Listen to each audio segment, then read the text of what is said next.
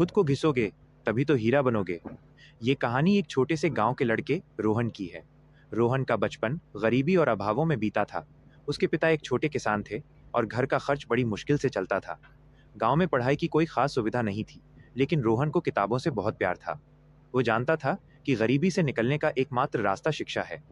रोहन हर सुबह 4 बजे उठकर अपनी पढ़ाई शुरू कर देता था। उसके पास बिजली नहीं थी तो वो लालटेन की धीमी रोशनी में पढ़ता था। ठंड में हाथ जम जाते थे, लेकिन उसने कभी हार नहीं मानी। उसका सपना एक दिन डॉक्टर बनने का था, ताकि वो अपने गांव के लोगों की मदद कर सके। जब वो 12वीं कक्षा में था, तब उसने IIT JEE की तैयारी करने का फैसला किया। उसके गांव में कोई कोचिंग सेंटर नहीं था और शहर जाकर पढ़ना उसके परिवार के लिए असंभव था। रोहन ने गांव की लाइब्रेरी से कुछ पुरानी किताबें लीं और खुद से ही तैयारी शुरू कर दी। दिन रात एक कर दिया। वो खेतों में अपने पिता का हाथ भी बटाता था और जो भी खाली समय मिलता वो पढ़ाई में लगाता। कभी कभी वो निराश हो जाता था जब वो घंटों एक ही सवाल पर लगा रहता, जब तक कि वो हल नहीं हो जाता। एक साल बाद जब IIT JEE का परिणाम आया, तो रोहन का नाम मेरिट लिस्ट में था। वो न केवल सफल हुआ था, बल्कि उसने टॉप 100 में अपनी जगह बनाई थी। ये उसके गांव के लिए एक अविश्वसनीय घटना थी।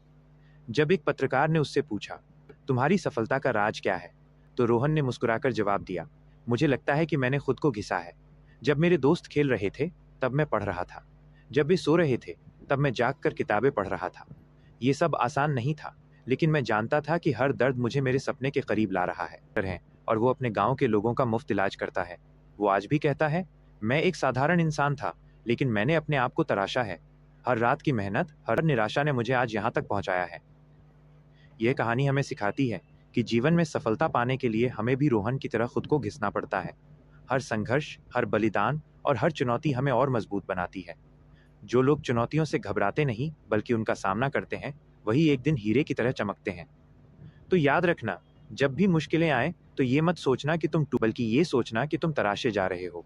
खुद को घिसोगे तभी तो हीरा बनोगे।